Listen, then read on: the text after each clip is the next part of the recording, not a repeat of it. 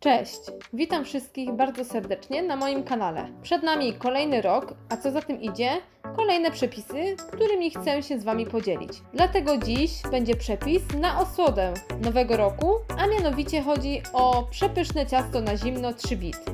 Do przygotowania ciasta będę potrzebować herbatniki, najlepiej maślane, masy krówkowej, budyniu waniliowego, serka mascarpone, śmietanki 36%, mleka, cukru pudru, tabliczki gorzkiej czekolady, cukru waniliowego oraz miękkiego masła. W pierwszej kolejności należy przygotować budyń, ponieważ będę potrzebować go całkowicie przestudzonego. Tak więc do garnka odlewam 500 ml mleka. Do pozostałych 200 ml mleka wsypuję 2 opakowania budyniu i dokładnie mieszam.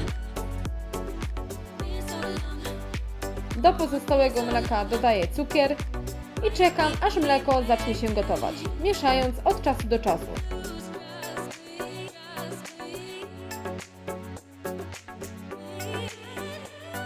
Jak widzicie, mleko zaczyna się gotować, więc teraz wleję rozcieńczony proszek, jednocześnie mieszając. Kiedy budyń nam zgęstnieje, ściągamy go z gazu.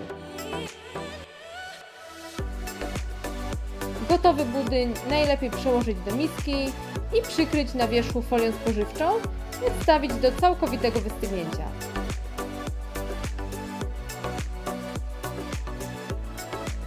W międzyczasie możemy przygotować spód ciasta. Na początek najlepiej masę krówkową rozmieszać mikserem, będzie nam łatwiej nią smarować wyłożone herbatniki. Spód blaszki wyłożyłam papierem do pieczenia. Teraz ułożę pierwszą warstwę herbatników, docinając również brzegi. Na herbatniki wykładam całą masę krówkową i wyrównuję. Następnie ponownie układam herbatniki. Budyń mam już zimny, więc zabieram się do zrobienia masy budyniowej. W misce ucieram miękkie masło na puszystą masę i do ubitego masła będę dodawać po jednej łyżce zimnego budyniu, dokładnie mieszając. Tutaj przyda się niezastąpiona pomoc męża.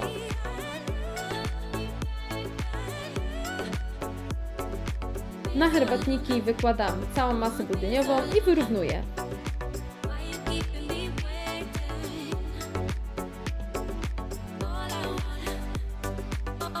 Następnie na masę budyniową ponownie układam warstwę herbatników.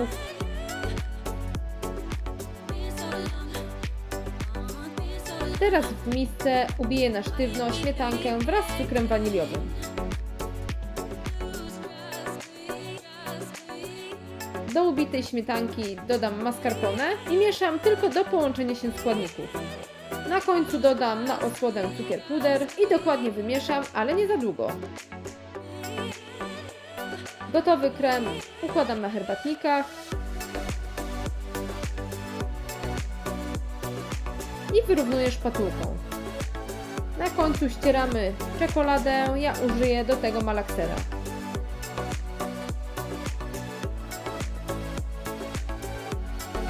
Tartą czekoladą posypuję wierzch ciasta i gotowe ciasto odstawiam do lodówki, najlepiej na całą noc.